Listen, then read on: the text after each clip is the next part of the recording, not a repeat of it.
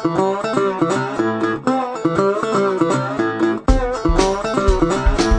जो प्रोजेक्ट था, मेरा हिंदी में प्रोजेक्ट है वाटर प्रिजर्वेशन। हम लोगों ने कई नई विधियाँ बताई हैं जिनके माध्यम से हम जल को संरक्षित कर सकते हैं, क्योंकि जल में ही हमारा जीवन है, हमारा जो भविष्य है, आने वाला भविष्य। क्योंकि मैं जिस जगह पे रहती हूँ वो लखनऊ साइड जो है, वहाँ पे जल की बहुत ज़्यादा प्रॉब्लम है। हम जैसे आम लोग जो होते हैं उन्हें जल की बहुत ज़्यादा प्रॉब्लम्स होती हैं।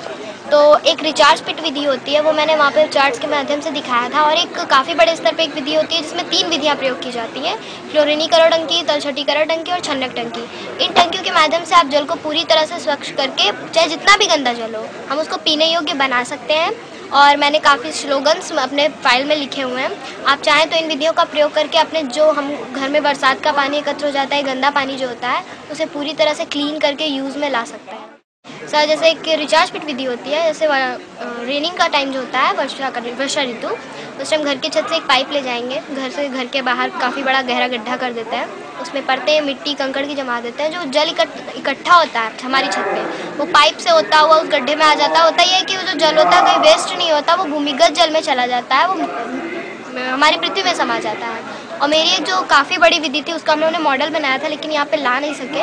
वो काफ़ी बड़ी विधि थी। उसमें सबसे पहले हम पानी को एकत्र करके उसे पंप के माध्यम से तलछटीकरण टंकी में डालते हैं।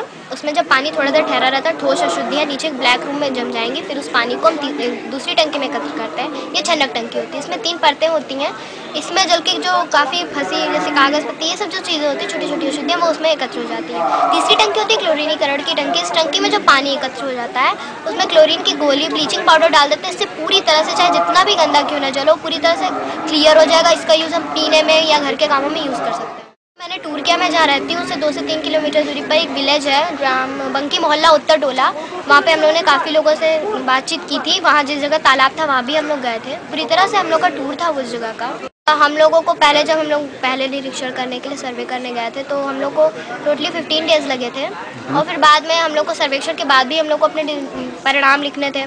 तो इस वजह से सब टोटल अगर गिना जाए तो 1.5 महीने मुझे लगे ये सब करने में। जो जल संरक्षण के साथ जो क्वेश्चंस होते हैं, मतलब आप करते हो कि नहीं करते हो, या जल की जो आप लोग खपत करते हो उसको लेके आप सीरियस हो कि नहीं हो, ये सब जो क्वेश्चंस होते हैं, मैं पहले, हम लोग वहाँ जब गए थे अपने ग्रुप के साथ, तो पहले ये हम लोगों ने सर्वेक्षण से पूरी बिना जानकारी दिए पूछा था कि वो उनकी मानसिकता क्या है जल को लेकर। साहब, वैसे तो वहाँ के लोग जो थे, गांव है, जल की काफ़ी मात्रा थी वहाँ पे, लोग ज़्यादा सीरियस नहीं थे। 70% लोग तो ऐसे थे जो जल को सावधानी से प्रयोग भी नहीं करते थे। 20% लोग जल संरक्षण के बारे में जानते थे, और 10% लोग कोई ज़्यादा मतलब नहीं था उनको, बस जानते थे लेकिन यूज़ करना बिल्कुल नहीं परफेक्ट समझते। शुरुआत में हम लोग एक आदमी थे वहाँ के, उनसे हम लोग ने कॉन्टेक्ट किया था, वो वहाँ के मेन थे, तो उस वजह से थोड़ी प्रॉब्लम कम हो गई। लेकिन हाँ, ये था कि वहाँ के लोग बहुत ज़्यादा, कह सकें, पढ़े लिखे नहीं थे, तो बहुत प्रॉब्लम हो रही थी हम लोगों को उनको समझाने में। क्योंकि जो हम लोगों ने अपना वो जो मॉडल बनाया था, उसको उनको समझाने में बहुत टाइम लगा।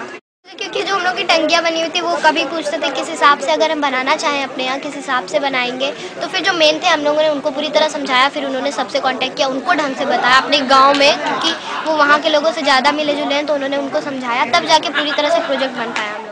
मेरा तो सपना है कि जो मैं अपना कार्यक्षेत्र मैंने चुना है, मैं चाहती हूँ कि वहाँ पे लोग जल संरक्षण, वाटर प्रिजर्वेशन को लेकर ज़्यादा सीरियस हो जाएं, क्योंकि जल बहुत बड़ी समस्या बन जाएगी आगे। जल से ही हमारा जीवन है।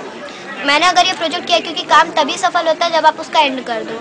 शुरुआत कर देने से वो काम पूर्ण रूप से ख़त्म नहीं हो जाएगा। इसलिए जो मैंने ये प्रोजेक्ट डाला है, तो मैं चाहूँगी कि जिस टाइम पे मैंने शुरू किया था, जब तक वो काम कंप्लीट नहीं हो जाता, मैं वहाँ जाऊँगी, क्योंकि वो काफ़ी नियर है मेरे घर से। तो मैं वहाँ जाऊँगी, मैं वहाँ के लोगों को तभी भी बताती रहूँगी, ताकि हम लोग का पूरा प्रोजेक्ट पूरी तरह से, अपनी तरह से, एकदम पूरी तरह कंप्लीट हो जाए।